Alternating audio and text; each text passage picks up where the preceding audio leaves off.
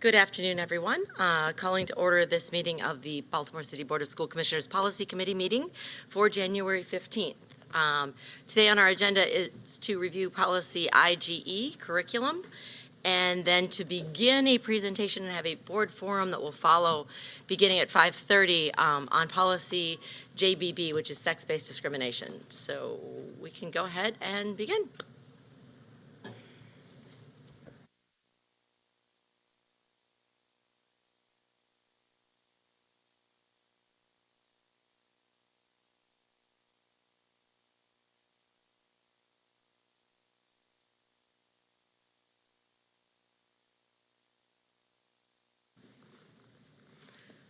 Good afternoon, Commissioners.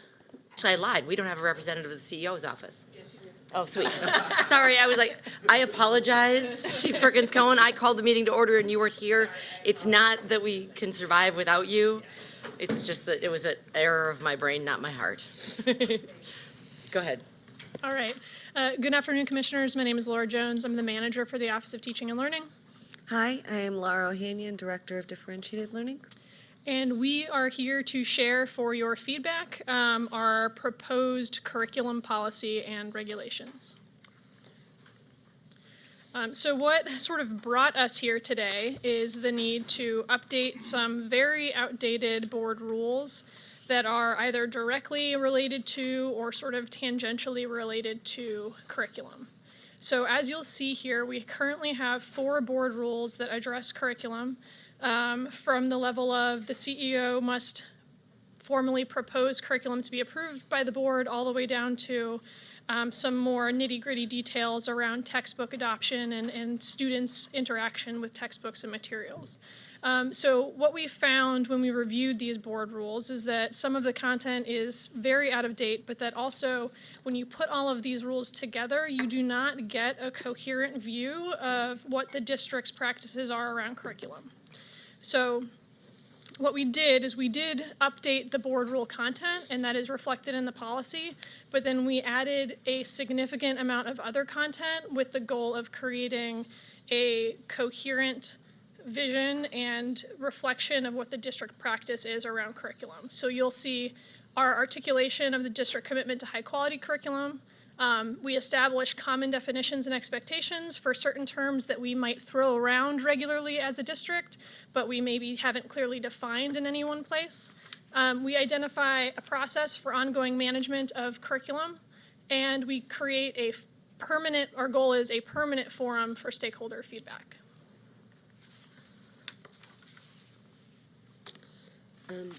So we wanted to clarify that the policy and regulations would be part of three sort of documents. So we would have the policy, which will provide the high-level board goals around curriculum, capture any COMAR that might be related, and really ground our principles around curriculum. Then we would go into the regulations, which would provide a little bit of detail and establish the requirement to have a curriculum management plan that is updated yearly, where really a lot of the teeth of the curriculum work would be held. And so it's deliberately set up in this way so that we can update that management plan and are expected to, as outlined in the regulations, yearly, and provide that updated document to the board and for the public, which is also where we'll provide an opportunity for stakeholder feedback.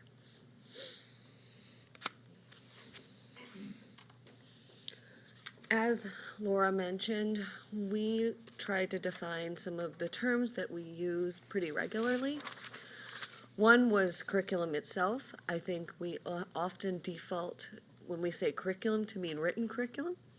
Curriculum is actually the entire student learning experience, which includes written, taught, and assessed curriculum. So we clarified that within the policy and use that language within the regulation and the curriculum management plan. We also defined culturally responsive, which we felt people use a lot, but we wanted to make sure we were clear about it. And again, we're looking for feedback. We leveraged a few different resources to try to capture this definition in a way that supported both the traditional methods of content integration in response to culturally responsive, or as a avenue for culturally responsive pedagogy, but really getting beyond just content integration and moving towards really looking at perspectives that the students are taught, making sure that when we're talking about culturally responsive, we're not just looking, like I said, at the content, but we're looking at how students engage in the information. Do they understand the historical impact of it? So for example, even a content area like in social studies, westward expansion, right? Westward expansion is a perspective, right? It was an expansion for some people, it was more of an invasion, right? And so we want to make sure that our definition wasn't just about kids seeing themselves in the work, which is important, don't get me wrong, it goes beyond that. And it talks about pedagogy, it talks about perspectives, and it's very clear, sort of as you engage in material, how different cultures and students and experiences can impact that. But again, we're open to that. We use, basically Watson, Billings, Gay, and some banks, but if you have other recommendations, we're open to them. Within the policy, we laid out the expectations for curriculum. And you'll see here, of course, they have to be aligned to local, state, and national standards. They need to reference recommended materials and resources. They should reflect current research and best practice. They should provide sample lesson plans and learning activities, which was something we actually got feedback from on PCAB, like making sure it's easy for teachers to follow, right? Provide strategies for differentiation and scaffolding, and we purposely used both those terms. Include culturally responsive content and strategies, and include regular evaluation of student learning. And that the CEO designee will develop, implement, and monitor a process for the creation, modification, and review of written, taught, and assessed curriculum. As I mentioned, when we say curriculum, we don't just mean written, right? And so written is very important. That's going to include the scope and sequence and sort of the models for implementation, including the instructional models, the lesson plans, and the lesson frames. But it's also going to include the taught curriculum. So what are the instructional strategies? And when you look at the curriculum management plan, you would see that we follow the Danielson framework for implementing. And then it would also have the assessed curriculum, which is very important and includes both formative and summative assessments. And for different content areas, also performance assessments. We deliberately called that out. And all of these components would have UDL embedded in them. And that actually is COMAR.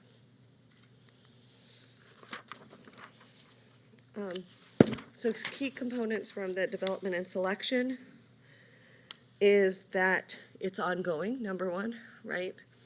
That we are regularly looking at our curriculum. Written curriculum for required courses, we've established here that it goes through a formal board review every 5 years.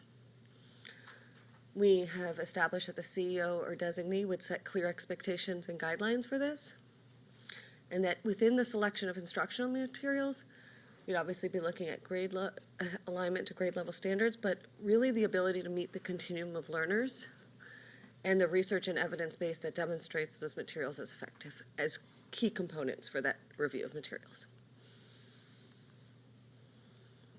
Curriculum implementation. So the key points here are that professional development and the structures and designs are critical for the implementation of curriculum at all levels. Coordination between district staff and school-based staff, we deliberately called this out and sort of identified that in the curriculum management plan, those would be clarified. And then City Schools provides ongoing professional development for the implementation. And so those are established within the policy and regulations. One of the big components that we added, and again, we didn't have a policy and reg, we just had sort of these board rules that tangentially applied to certain parts of curriculum, I think, and they didn't really capture what we would have wanted as a district. But stakeholder feedback was a big part of what we included in here. That it plays a central role in the ongoing adoption, development, and review. And within this, we talked about educators, school leaders, industry experts, which we felt was really important, and students and families. We also want to make sure that stakeholders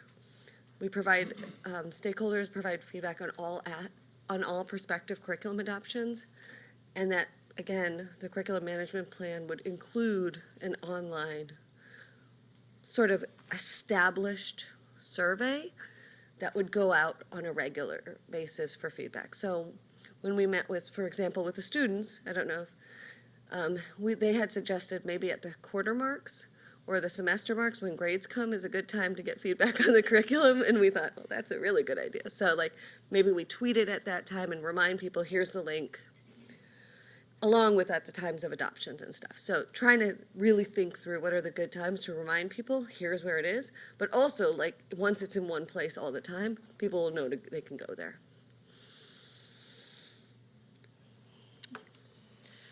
So throughout this process, we've engaged some stakeholder groups. We've had formal meetings with ASCBC and PCAB. We have a meeting scheduled with CCAC next month.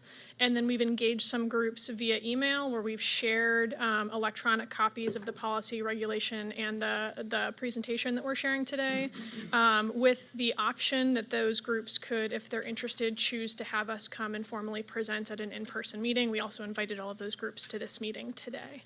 And then we had a public engagement session last week that was paired with another public engagement session around science and technology curriculum. And that concludes our presentation. All right, so what I'd like to start with is to ask my colleagues to comment so that we have a group response on this one. If you go back to slide 2 on the presentation, and you look under bullet 7, the third bullet, so 707.03 and 0.04, and when I looked through the policy document and the regulations, I didn't see where this was explicitly spelled out. But the second bullet there that says students shall be required to replace or pay for any lost and damaged textbooks. Failure to do so will justify the withholding of other books, materials, or equipment. And I don't want to project a response about how the board feels about the idea of withholding materials from students. But I'd like us to have a brief conversation about that if we could. Just to clarify, I'm Sure. so sorry to interrupt. Yeah, no. We put that in and then took it out as not being included in the policy. Okay, so To it is establish being that highlighted it's as something been that's being part of removed from the previous policy. Yes, we Perfect, believe it okay. should have been removed, but we're open, obviously, if you have other feedback, but No, I just, we established that it should not be included. okay, perfect. And that particular piece was in COMAR at some point in time and has since been removed from COMAR. Okay, so that's why I couldn't find it in the policy. Right, You're yes, correct. it's Perfect. in, if you look at the tracked changes of the policy, you'll see was put in and then taken out deliberately for the Okay. first reader. Perfect, all right. With that said, questions, commissioners?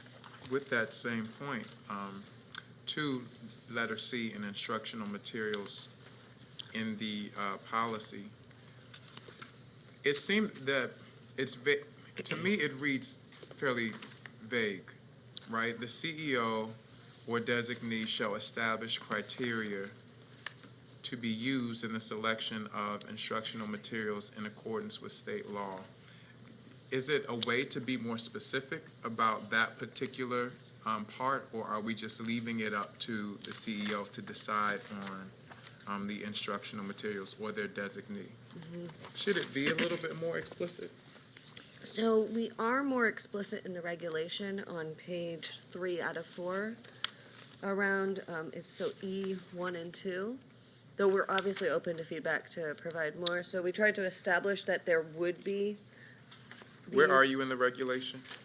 in, The top of okay, I page see. 3. I'm sorry, yeah.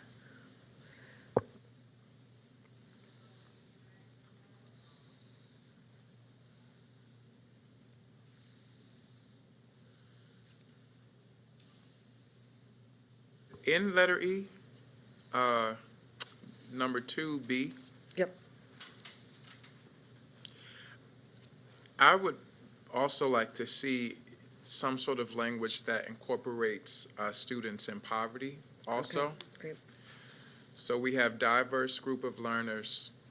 I think we should, in it, including students at or above or below, gifted in advance, English learners, that we're now moving as a practice, it's EL, right? English learners and not English language learners. And students with disabilities, I think we should also incorporate students in poverty. Great. Because of where we are. And if we have to go back and review and revisit the policy, I think we should consider that.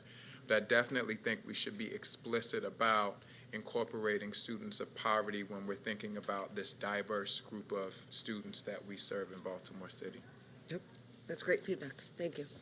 To that same point on letter B, under number 2, letter E, curriculum and instructional material selection, the language right now, the ability to meet the needs of diverse groups of learners, I would like to see the word equity reflected right in there. So an equity audit, ensuring that this curriculum, it has an ability to meet the, just to make sure language is really consistent and people are really, really understanding what not bullet point, what that letter means.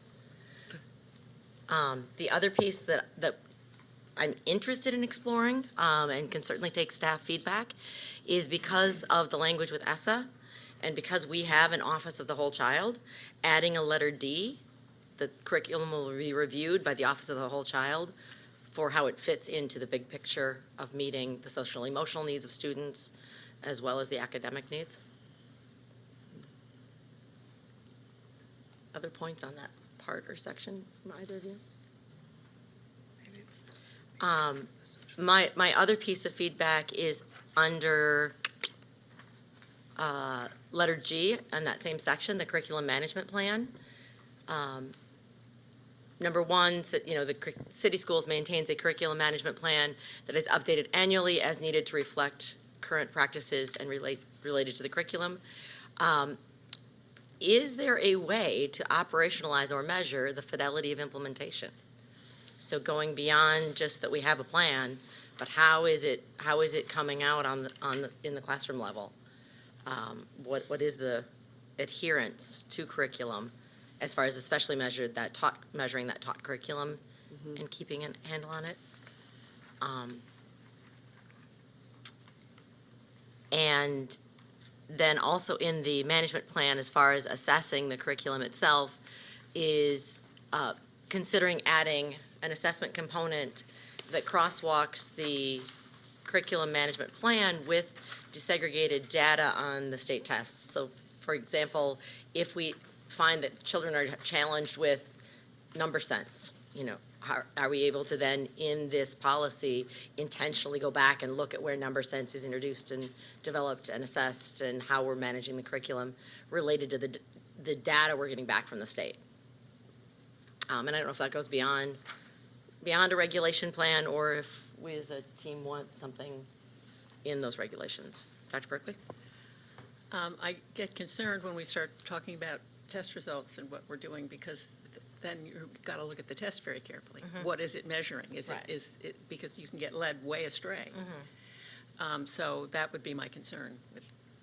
Yeah, and I hear that, but if what we're doing in the class, and certainly we don't want to teach the test, unless, of course, the test is highly aligned to standards and outcomes students need to be successful contributors in society. So I throw that out there as a thought question, more for staff rather than as a directive or request, to consider how we're measuring whether our curriculum is effective, so that we can make more informed choices moving forward. Dr. James Hassan. Yes, sir.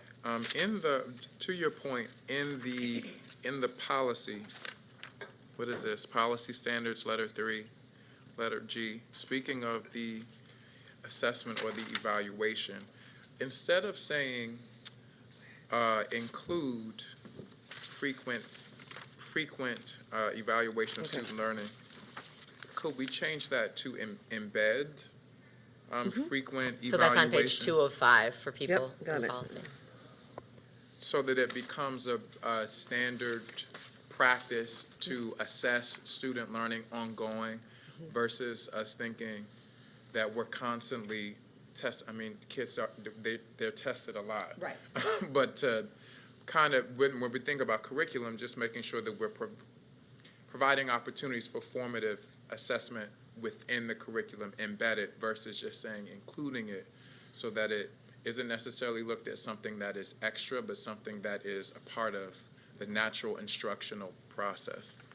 And that goes to support the sort of mission of the policy, that it's a lived document. Yeah. Thank you. Thank you for that. Another, Commissioner Lin. In the regulation under E, number 3, opportunities will be provided for stakeholders to provide feedback for all prospective curriculum adoptions. Can we, I don't know if we need to put this in here or not, but can we open it up to the public as well, not just stakeholders? Because I definitely know that with this new testing that's about to come around, because Park will be eliminated, we do need to see more of the population coming in with more feedback, so that way we can kind of sculpt it around, or, just finding curriculum to make sure that more of the population is being met and just not specific stakeholders like ASCBC or PCAB or et cetera.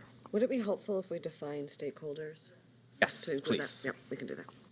And Laura, 'Cause we meant that. in addition to simply defining stakeholders for this, I think really highlighting, pulling out teachers and ensuring, and maybe even setting a cognitive, a hope-for target of at least 100 teachers from that grade level are going to come through central office and look and review materials, and not that that needs to go in the policy, but as a sort of working target for your department, to really say that, you need to make sure you're reaching out and letting teachers know these are the hours to come in and look at the top 3 choices. This is the rubric we're going to use. This is the practice of how we're adopting these materials. One, because then we get more of a realistic response on what the implementation plan is going to need to be. But 2, we also get greater buy-in from those teachers because they're invested in the process. And 3, hopefully we end up with a better product that's more aligned to the needs of our students. We can put some of that in the curriculum management plan as well. Mhm. Some of those goal setting, Perfect. especially if we do it yearly. And this will also reflect the curriculum cycles. So not everything is evaluated every year. So that might want to, we know that in practice, Yeah, and we have the timeline, but for certainly linking that policy to the curriculum review cycle policy really transparently, so people know, hey, when are we going to review the We music standards? establish here that for all required curriculum, it would be every 5 years. Correct. And then But we'll to make have the sure it's cycle of, clear in the management plan when that is, when that correct. 5-year Yeah, plan is. year A is going to be Yes. content, da-da-da-da, year B. It's in the and- current curriculum management plan, but we'll make sure it's updated each year. Perfect. Okay, Commissioner McFadden? in the definition, in the policy, Yep. definition number 2,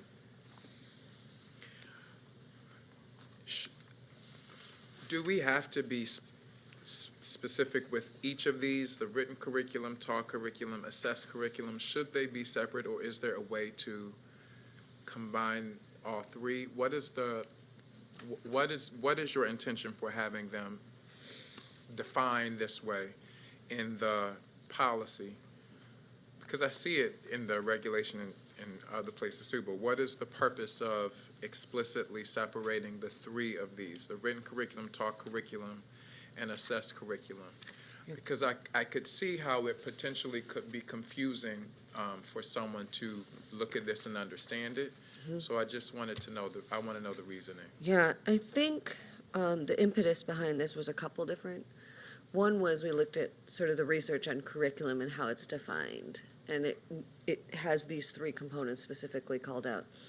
In general, we had, I think, as educators, we default to written curriculum when we use the word curriculum. We often don't consider the importance of the assessed curriculum and the instructional practices that are associated with it. We also used some exemplars from throughout the state and the country, and every one of them had these 3 components called out separately. Within the curriculum management plan, it actually worked nicely for us to have it written, because then we were able to lay out the written curriculum and where they could go to find those. So for example, Wit and Wisdom or whatever it is, they'll know where to go for that. Then with the taught, we were able to dive into the Danielson framework and talk about the instructional practices associated with it. with assessed, we were able to go into the assessment strategy. So we could help, I think, staff see how everything works together to create this holistic student learning experience. That was the impetus, but we're obviously open for feedback. Ultimately, the policy is driven by the board, but that would be our recommendation right now, is that we consider it with those three parts included. And I would actually add in the affirmative that because UDL pulls out those three as the three sides to the triangle, it adds consistency with sort of the theoretical framework of this approach. Philosophically, for me, when we say all students versus each student, I think it speaks to how we're driving curriculum and our values as a system.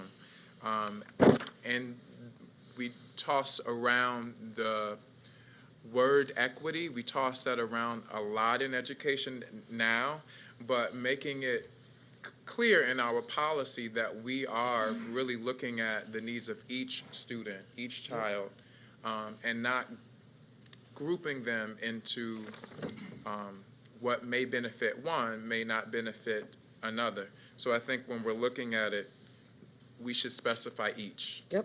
So are you specifically in the culturally responsive, I just In want the to make sure I'm culturally catching. responsive, yep, So that change letter the B all to each. to each. I would say throughout the document, Yeah, anytime it throughout says the all document. students or every student, looking at changing Yeah, that that's to great, each. that's great feedback, thank you. Also, and this is a thought that I had in the policy standard area. This is number 3, policy standards within the policy document. When it, for the general expectations, would it be possible to add, when we think about instructional materials, something along the lines that says content rich? Baltimore City Public Schools curriculum must be, an idea, must be content rich with instructional materials that intentionally build knowledge rather than merely reinforcing skills.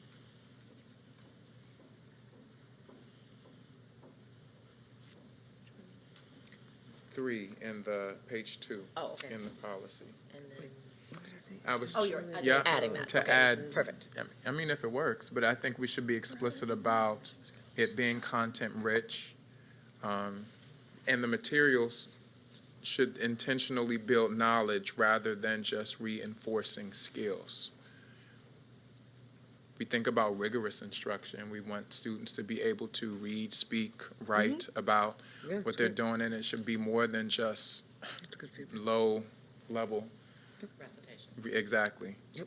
And I That's think we should be explicit about that in our expectation, especially when we think about equity. Do you want that in, also in regulation under instructional materials, or if you think, if we lay it out here, that's, Do you think it needs to be in both places? can we think about it? Sh- We'll definitely add absolutely. it here, and then we'll go back and process It was just a thought that No, I had, like it. I just am trying to figure out where where. it would fit. I think it definitely goes here, just a question of whether we do it here too. I was just trying to process it. You reference Danielson often, so is the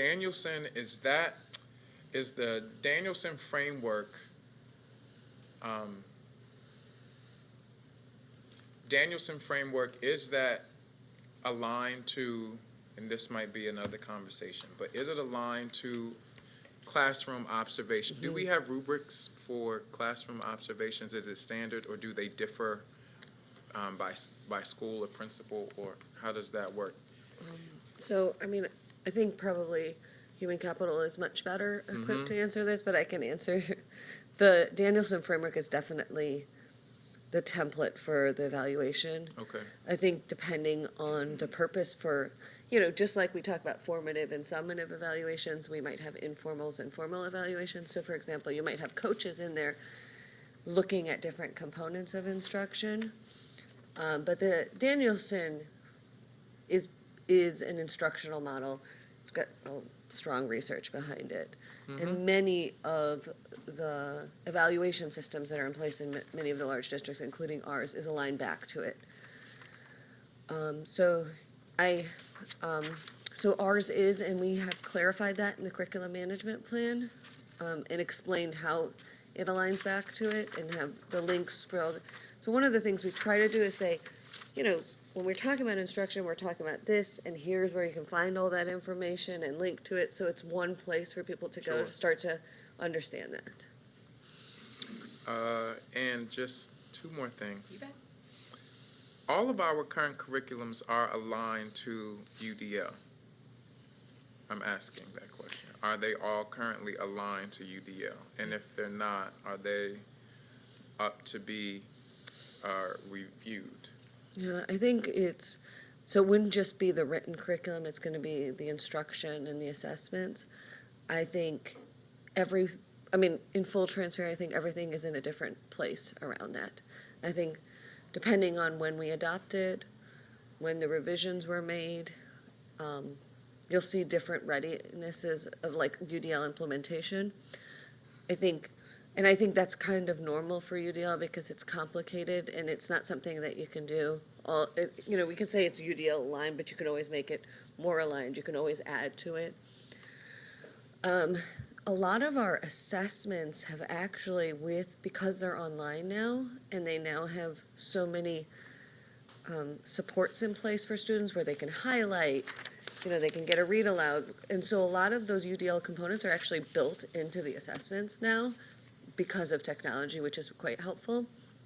I think with instruction, I think different grade levels and different schools and different students. So if you go into a class, some classrooms, I think elementary teachers have really run with the UDL components. I think I was a secondary teacher, so I can speak to, I think some of us, we've done some of it, but we have, more ways to go as secondary teachers, I think, in general.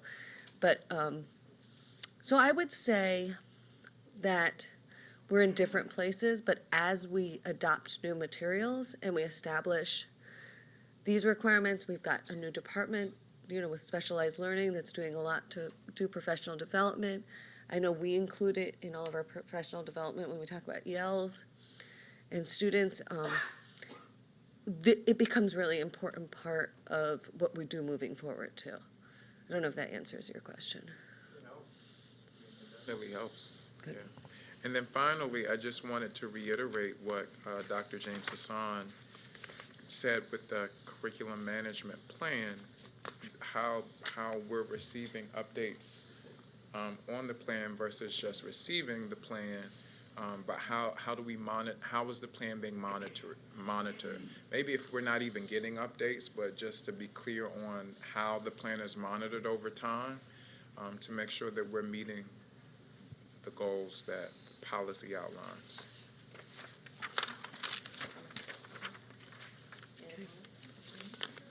So one last piece that I have is possibly for your notes in the area on the policy under Roman numeral 3 policy standards. We have a number 3 that talks specifically to the applicability of this to public charters. When we think about curriculum in the context of a portfolio of schools and a portfolio of options, is the way that the language is written in this curriculum, does it need another bullet, maybe a EFGH comes next, because you have to do it in order. Thank you, Joshua. To speak to curriculums that we may implement, dual language immersion programs, a public Montessori program that's not charter, STEAM or STEM programs that may have a different local focus, ingenuity, do they have to follow the aligned curriculum? So how does this allow for flexibility of adherence to district curriculum, but flexibility within programmatic expectations? Okay, that's good.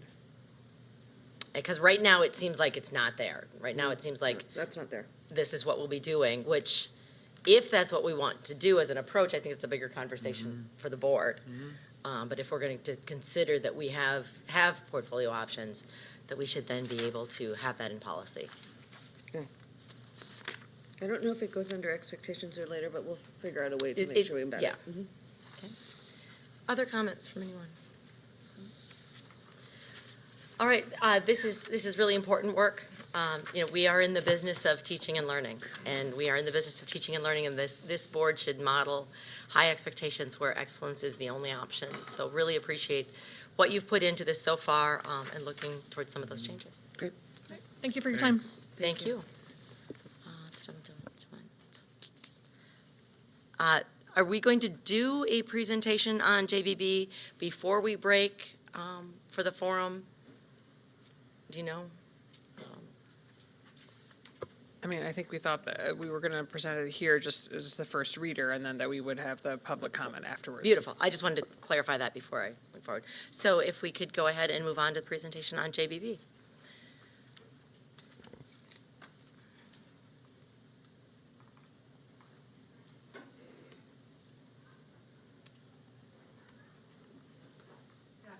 Good afternoon. I'm Sarah Cabrera. I'm the CEO and Title IX Compliance Manager. Congratulations and welcome to the board table for, I think, our first time, yes? Thank you very much. And today, Your So mic. you need to push the little button so you make it green. okay. Today I'll be presenting the proposed JBB policy. And if we're ready, yes? Okay.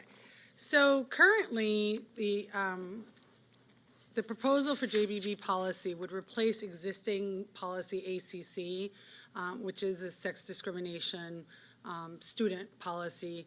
It is located under the A tab in board docs and policies. So moving it over to JBB, where student policies are, would make it easier to locate for students. And it would ensure that administrators, school-based staff know where to locate it. And it expands current protections and definitions as they already exist, of what already exists, I'm sorry.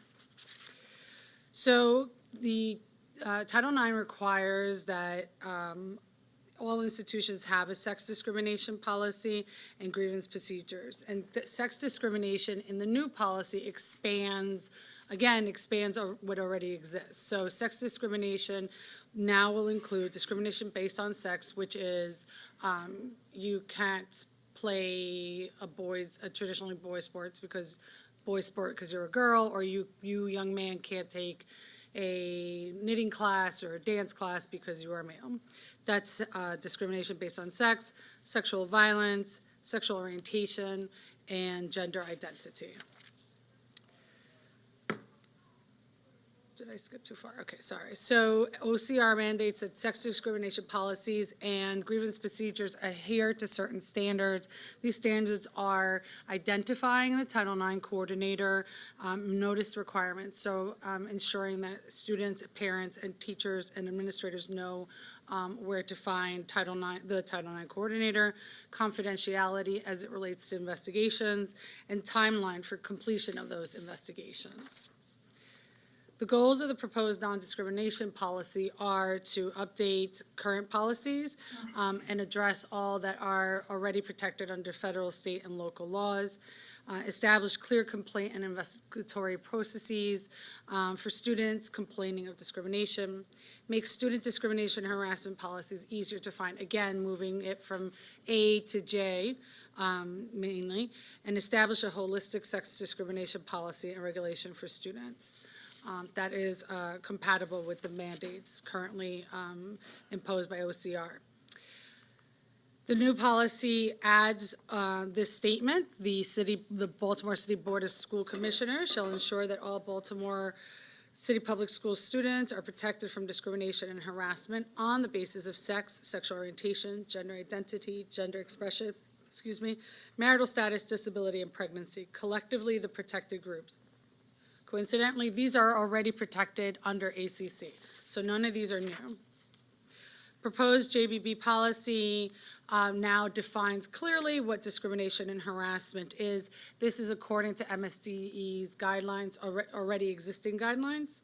It revises the definition of gender expression to mirror MSDE's definition. It revises the definition of transgender to mirror, again, MSDE's definition, as well as with transition and cisgender. So that's included in the new policy, in the proposed new policy. So one of the bigger things that is going to be included into this new policy is gender-based discrimination, and under which are these different criteria: use of pronouns and names, dress codes, access to gender-segregated facilities, athletics and physical education, student records, and requesting a name or gender change.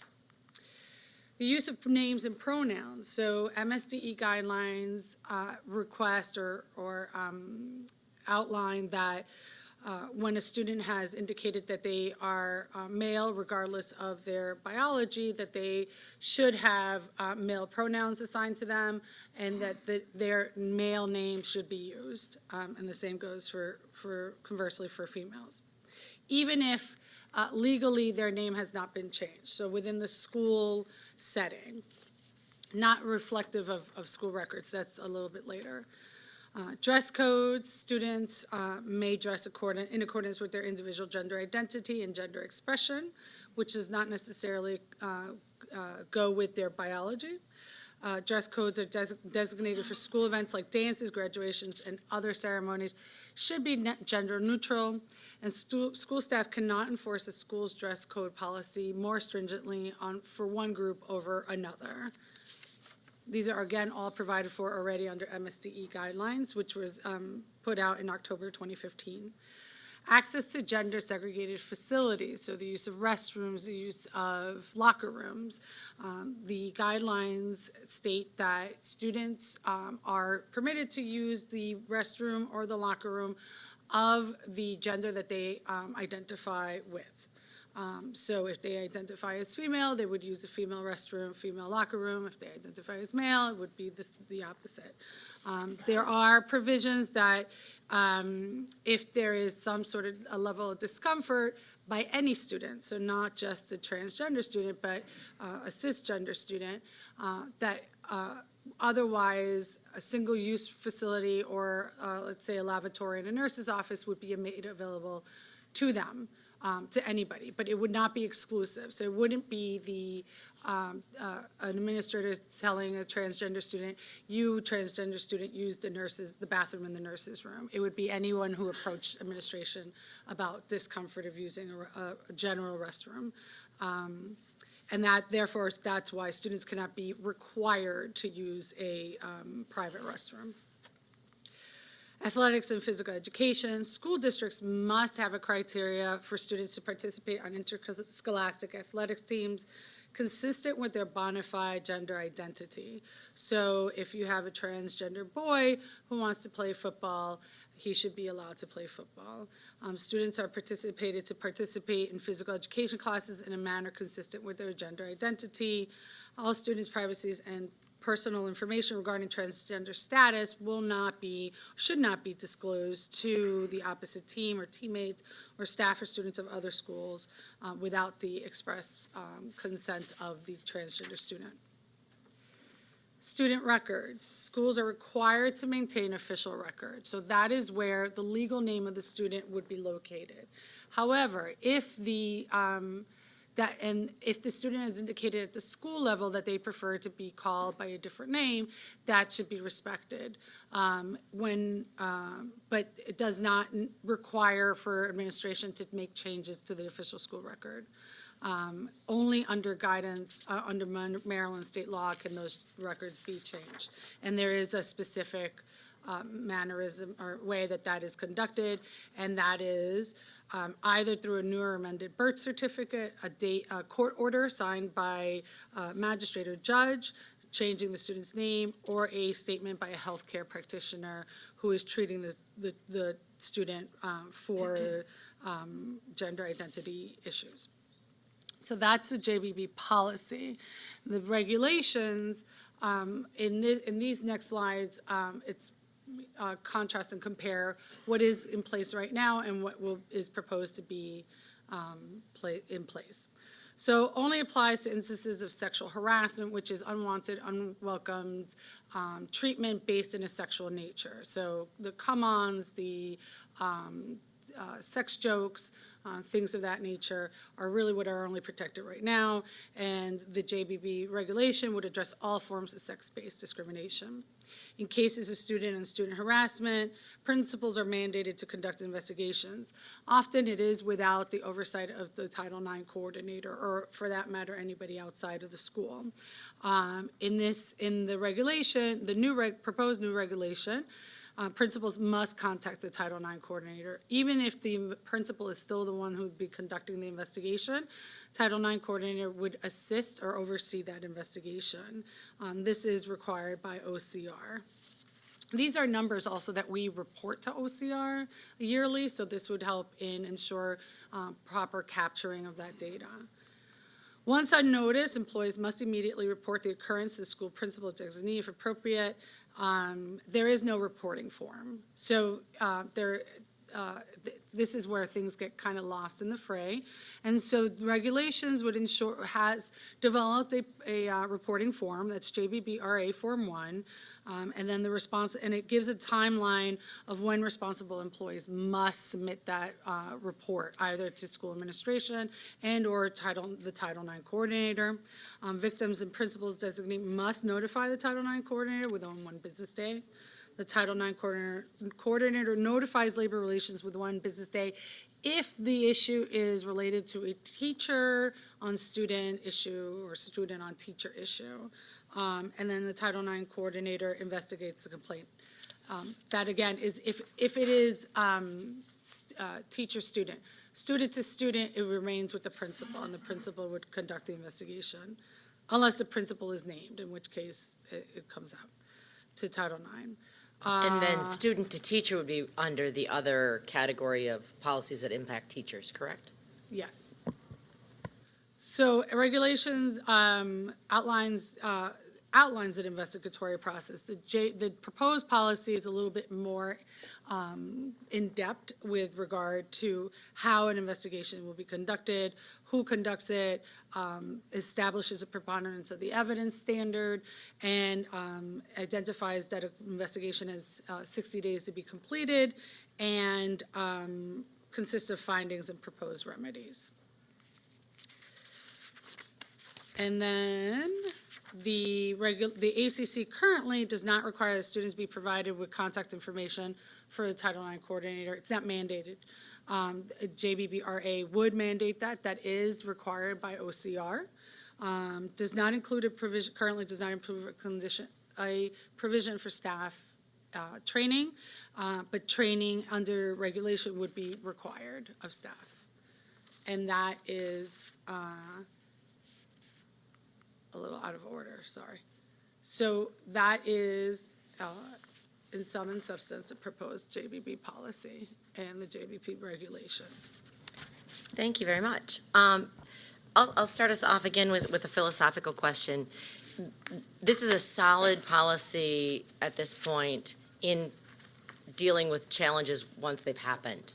But there's nothing that I can read in this that's proactive about how we're going to support student organizations, to ensure that curriculum reviews are language and content ready to support a positive narrative. What are instructional strategies, assessment review tactics, looking at the organizational and facility structures within schools, bell schedules, bathrooms. It's great to have a catch when a mistake happens or an injury happens to a student, but is there a way we can leverage the language in this policy to prevent them from happening in the first place? And I guess I'd just throw that out to the team to consider and think about, including pieces around ensuring that the curriculum is representative and not presenting a negative bias. Ensuring that instructional strategies and professional development around teaching and learning are inclusive strategies. Specifically looking into the health education curriculum and the sexuality instruction to make sure that we're not teaching that sexuality is between a man and a woman with vaginal penetration, that we're being really, really comprehensive in our approach in how we do teaching and learning so that incidents don't happen, so people don't have to rely on this policy. Commissioner Lynn. Good evening. I would like to, I don't know where specifically it is, but when you're referring to bathrooms, if a student has a problem with another student that is transgender using the facility, that they would be going to a nurse's suite or a private restroom. I don't know. I feel like there's a problem there because if one student, if a student has a problem with it the first time, then there's going to be a repeated problem that happens, or another student might have a problem with it. So I'm asking, if a student is always coming up with a transgender student is always coming up with a problem, and always has to use a private restroom, how are we actually being inclusive here, not just putting them in this private bathroom all the time, or trying to, be satisfied of all the students when this transgender student has to use the restroom, but they always have to go to the private suite? I wasn't talking about the transgender student being uncomfortable, meaning the cisgender student, if a cisgender. No, yeah, that's what I'm Yeah, sorry. Either way, that would be a conversation with school administration, right? And so it wouldn't be an as needed basis, but would be an overall conversation. I'm not comfortable, whichever one, transgender student, cisgender, I'm not comfortable going to the bathroom with my student, my colleague here, because my colleague is transgender or cisgender, and so it would establish a practice where it is understood that student would use the nurse's bathroom or the single-use stall or single-use room consistently throughout the school year. And thank you for that. Another thing I would want to ask is that, so for you said, correct me if I'm wrong, but there's no specific form or there's no specific thing that a student would write out in for a complaint like this? Or how would that process go if a student needs to write out a complaint?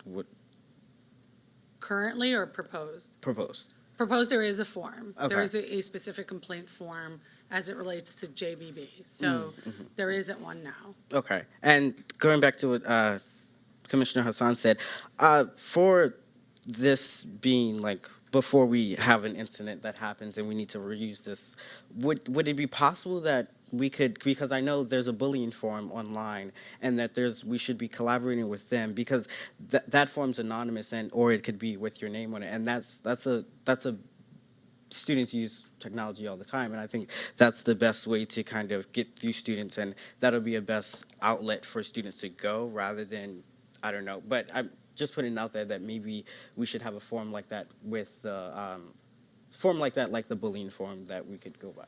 And it is. The JBBRA Form 1 is very similar to the JIC form.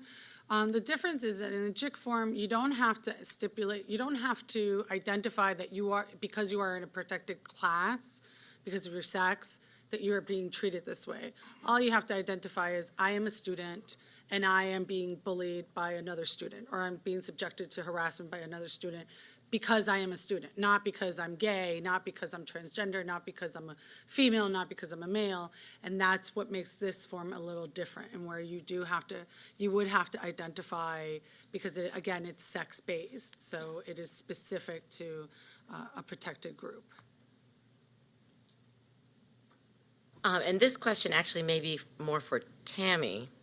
Would it be within the scope of this policy to add a statement about facilities construction and ensuring that any new construction has restroom facilities that are located, right where everybody else's facilities are, that ensure the safety and protection of individuals who might request an individual space? Good afternoon. Yes, we can add that language. And then, It was so simple. yeah, I was like, that's it? And then my other question is, there's not a slide on who was involved as far as stakeholders in this process. Could you share with us and the community who had a hand in this? So I attended a PCAB meeting, presented this to PCAB, and I attended 8 CLNs and presented it to the principals of 8 distinct CLNs. So GLSEN, Algebra Project, student government hasn't had a hand in this yet? They did the last year. Okay. Okay. Well, I'm looking forward and hoping that there's representatives from those groups that can help provide feedback. And if they're not here, if they're at home, call your friends, because at 5:30, we'd love to hear what they have to offer as well. Okay? Commissioner McFadden? In 60 days to complete the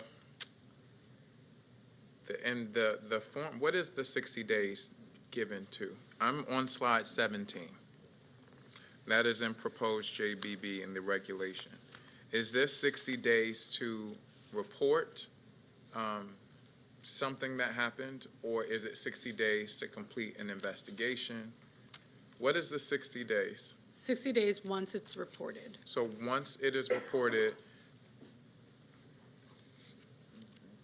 then we have 60 days, or the school principal has 60 days to investigate. And can you explain to me that process? Yes. So upon notification, we're on notice, the school district is on notice, and then the responsibility, it falls to the principal or the Title IX coordinator, depending again on where the complaint is seated, whether student to student, student to teacher. And there's 60 days to conduct interviews, to do a site visit if necessary, to review any pertinent documents as it relates to the allegations, and then develop a report, an analysis of all the information that was collected with a determination at the end of that. Are we bound by 60 days by law? We're not bound, that's kind of a general number that's, that MSDE has offered, because we can request an extension if there are extenuating circumstances that prevent us from completing the investigation within 60 days.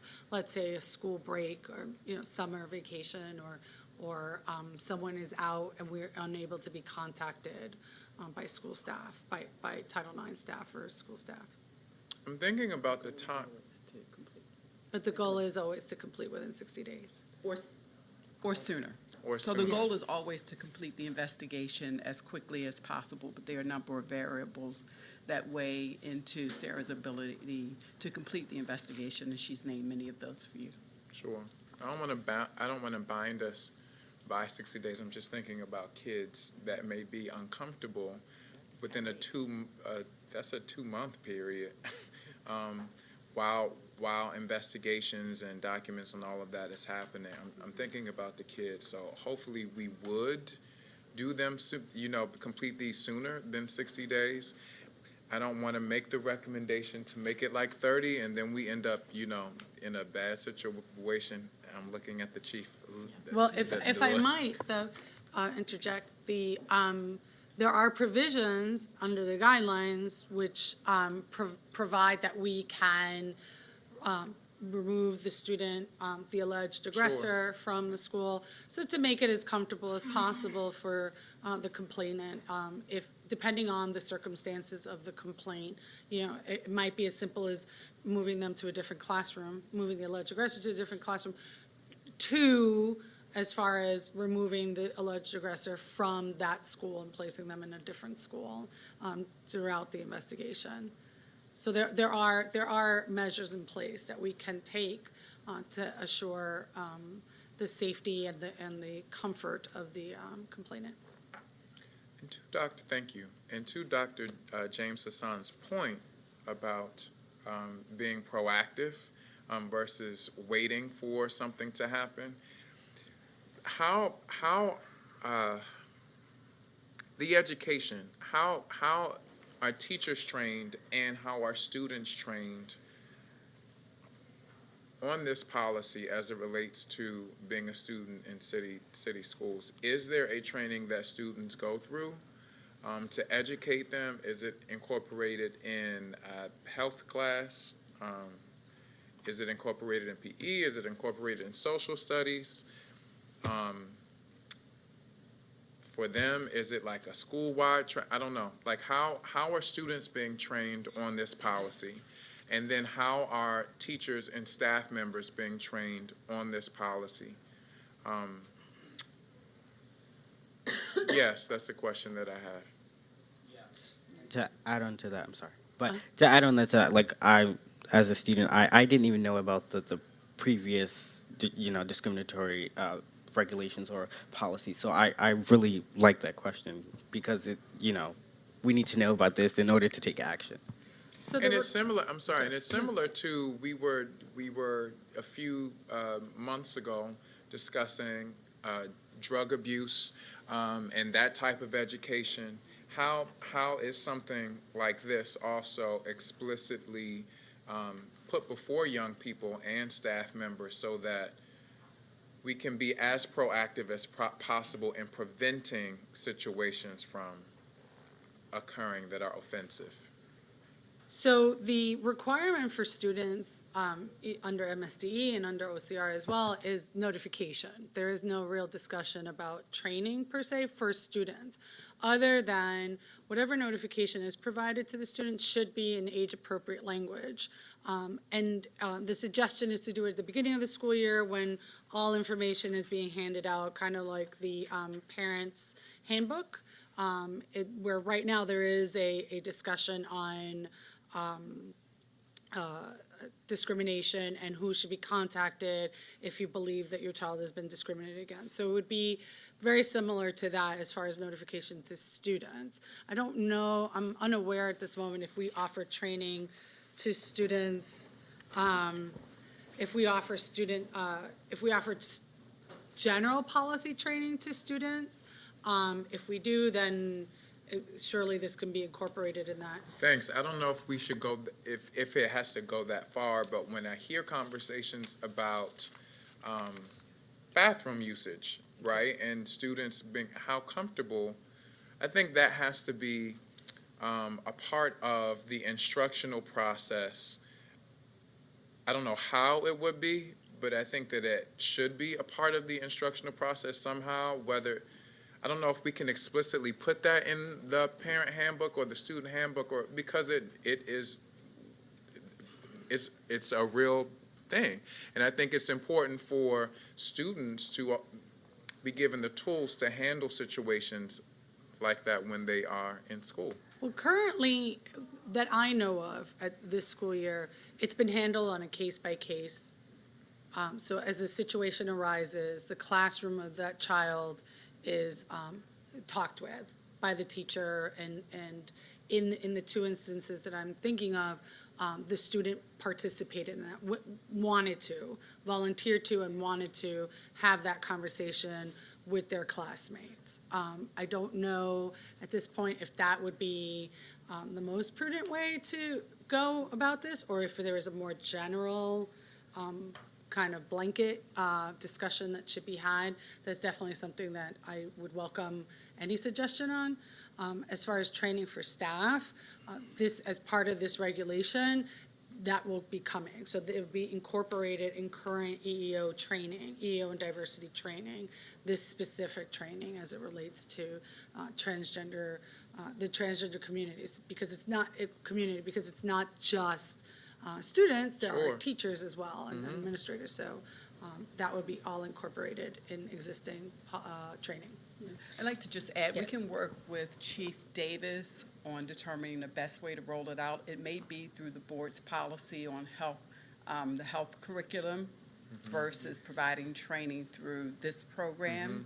But as Sarah stated, not only will we provide training to teachers and principals. Principals received extensive training over the summer on the subject matter, and they received training, I believe, in 2016 as well. I can also imagine that if you're a student in a school, the teachers and the peers you're going to approach to share an issue like this are going to be your faculty advisors for your LGBTQAI groups. They're going to be faculty who self-identify, and then your wellness committee, perhaps. So working with those organizations within schools to train their leadership, to help them be ambassadors for inclusive language, to help them be ambassadors for accessibility and welcoming. Anything else on your piece? I think that it's great to have the definition of discrimination here, because it's not just one thing, but we're explicit about, discrimination, period, as it relates to age, sex, sexual orientation, gender identity, gender expression, marital status, disability, or pregnancy. So I appreciate that being there and explicit there, because it's not just one thing or two things, it's a combination of all of these things when we're thinking about sex-based discrimination. Because one of my questions before going through it was, well, why sex-based versus sexual orientation? And then I look through and I see what the policy actually is reading, so I appreciate that being there. And I just want to thank you for the work that you've been doing, being fairly new to the system. It's a lot, but this is very important to the progression of our district and our community as a city. Absolutely. One thing I would request is that we think about the due process. So if we specify 60 days to complete, I would also encourage us to consider, if it's legally within our power, to say how many days once you know that you need to report. So as a teacher, if a student comes to me, that there's a sense of urgency that I need to bring this to the table and that's aware, so that I as a teacher can't sit with it, a week or 2 weeks or a month till I happen to have another incident that says, oh, by the way, Mr. Principal, this happened and this student brought this to me a month ago. That just takes that 60 days at a summer vacation. Now you have someone who was in elementary and now they're in the middle of their 7th grade or junior high year, and who's tracking and what's happened to them physically and emotionally since then. Just to be able to be sure that young people are protected. Other comments? I just wanted my main issue is just getting it out there to the students. I know we definitely talked about the student handbook, but to be honest, if we're really being honest, students don't read the student handbook. And so I think, and I think that's really important when creating this policy. And I think that we should go to it more of a technology-based approach, because that's what's really going to get the students. And I think I was talking to when we created the bullying policy, that's the most crucial part that we can get through is, maybe we should have, forums that we need to have for all schools, or we need to have a general assembly where we talk about these policies and, talk about these things that actually impact a student's life. Because, like Commissioner McFadden said, if, we have a transgender student walking into a bathroom that's not their biological state, then students are going to be like, whoa, is this allowed? So there's going to be a lot of questions, and I think that we really need to clarify with the students, and I think the best way is either, general assemblies or a technology approach. And I think it's also helpful to remember that most bathrooms in my house are unisex, and I think they are in your houses as well. So some of this is about not creating noise around to distract from the fact that these are just people we're talking about, and that we want the academic success for each child in the district. Thank you very much. Appreciate it. Thank you. Mr. Gant, do we have anyone signed up for public comment? Yes. Okay. So just to clarify for people who might be watching, because we've got a kind of a weird meeting today, typically when we finish our presentations at policy, we have people who have signed up for public comment, and they are welcome then to come in the next few minutes, and we'll hear from them. Then we're going to take a break when they finish and reconvene at 5:30, because we published to the community that we would start that conversation at 5:30. So if we start prior to that, it's a little disingenuous for people who may be trying to hurry here. So we will proceed. Go ahead. Do I have a list or?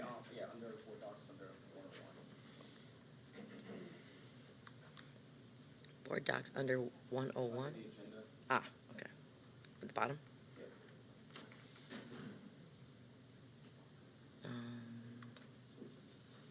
All right, let's see. I apologize, I'm looking for the list. It's. Yes. So our first guest is Patrick Harai. When you get to the microphone, would you say it again so that I can get it and we can have it for the record? Thank you. So you just go ahead and push the little button until the light turns green, and then you can let it go. Ta-da! Hello, and my name is Patrick Harhai. Thank you for just saying hi twice. Okay, I have prepared some remarks. I'm here on behalf of Mayor Pugh's LGBT Commission as the co-chair of the Education and Advocacy Committee to support the sex-based discrimination policy. And I want to thank the members of the Policy Committee for their work on this important topic. I'm also here as an educator who works with queer and trans students on a daily basis. You see, this policy is not just the right thing to do.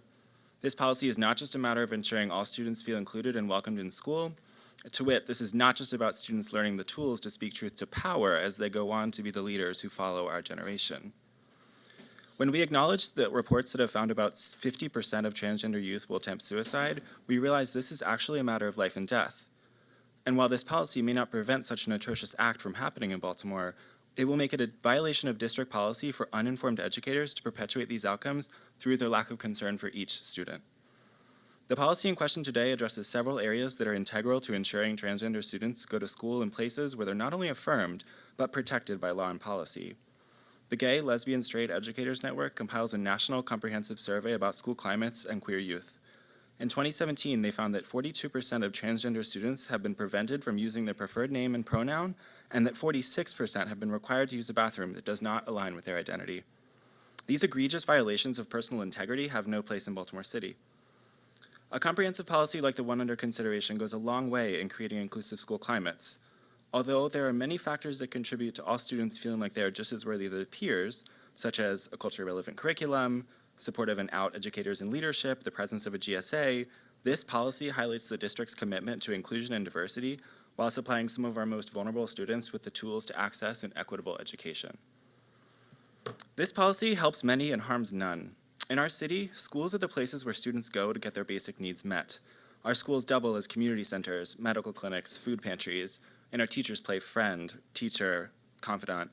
For trans and other LGBTQ students, when an affirming teacher an affirming teacher may be the only person in that young person's life who sees the importance and value of transgender students for nothing other than who they are. Why would we stop short of creating an institutional climate that protects the ability of students to find acceptance? In actuality, this policy protects each and every student in Baltimore City. In my young career as a teacher and administrator, I've seen firsthand the ways that trans students are left out and denied. A colleague of mine at a West Baltimore elementary school once wondered aloud to me how it was possible for an LGBT student to face more disciplinary action than their heterosexual counterparts.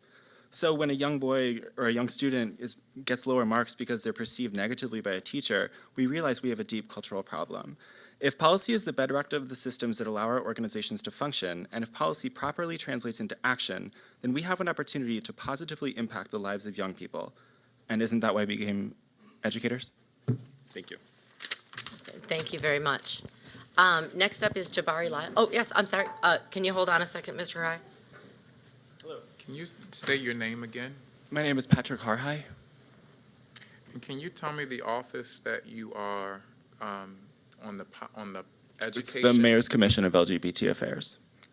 Mayor's Commission. Did I get that right, Jabari?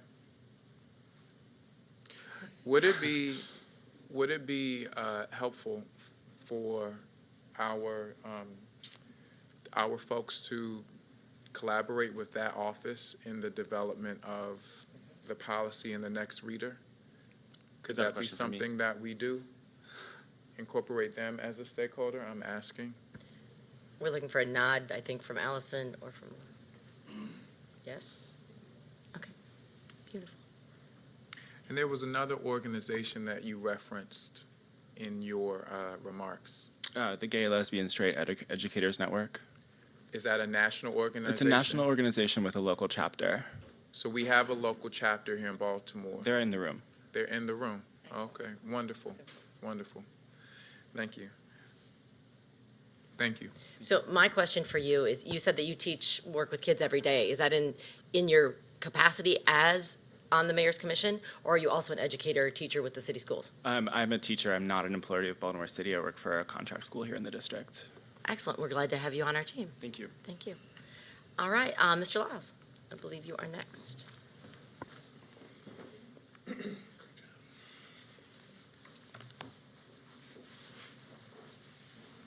Hello. How you doing? Members of the Policy Committee, thank you so much for your time. My name is Jabari Lyles. Right now, I work in the Mayor's office as the LGBT Affairs Liaison for Baltimore City. I am a former Baltimore City school teacher and also the former Executive Director of GLSEN Maryland, which is our local chapter of the leading education organization addressing LGBT issues in K-12 schools. I've trained about hundreds of Baltimore City's teachers on this issue. I've also been part of a small team of advocates and students who who've been working on this board to adopt regulations that ensure our students who are LGBTQ are able to reach their highest potential in school here in Baltimore, particularly by this proactive policy in areas where we know LGBTQ students, particularly transgender students, experience harm and discrimination. There have been few iterations of JBB. However, the version that's currently before us, if enacted, will provide absolutely essential protections for students who are already vulnerable in our schools and our neighborhoods. As Mr. Harhide said, this policy is life or death. The policy is the difference between a student walking our hallways knowing they're affirmed and supported exactly as they are, or a student walking our hallways at all. We know that as a society, we grapple with understanding gender diversity while transgender people are placed in harm's way. However, in school, all students deserve a safe place to learn regardless of who they are. Even furthermore, we know students learn best when they feel safe and respected. And if this policy passes, it will make Baltimore City only the second district in our entire state to adopt these important protections, leading the way for what we hope school districts everywhere finally realize. I look forward to partnering with city schools to discuss full implementation of this policy, as I have extensive experience consulting with school leaders in districts around the state on this topic. To address some of the things that were mentioned earlier, to be proactive, we definitely need to increase professional development for teachers. We do provide that service as an as-needed basis. Plenty of your schools have called us up and had us walk your teachers and administrators through this, but we believe every school in this district deserves that. That can also be included with inclusive curriculum so that young people learn positive representations of LGBT people in their typical classes, as well as student clubs such as GSAs. I also wanted to address the other restroom thing. I do believe that giving another restroom option in some ways gives credence to discrimination against transgender students. And I had hoped that if any sort of facilities regulations that are considered instead would require students to provide a gender-neutral option for students who possibly are genderqueer or non-binary, who may not identify with either gender, but would also be that safe and non-stigmatizing alternative for students who are uncomfortable. So I'm looking forward to working with the board on full implementation. Thank you so much for your time. And I have some materials for you as well. Thank you very much. Commissioner Lynn. What was the good afternoon? What was the other district that has implemented this policy? Big surprise, Frederick County. What? Yeah.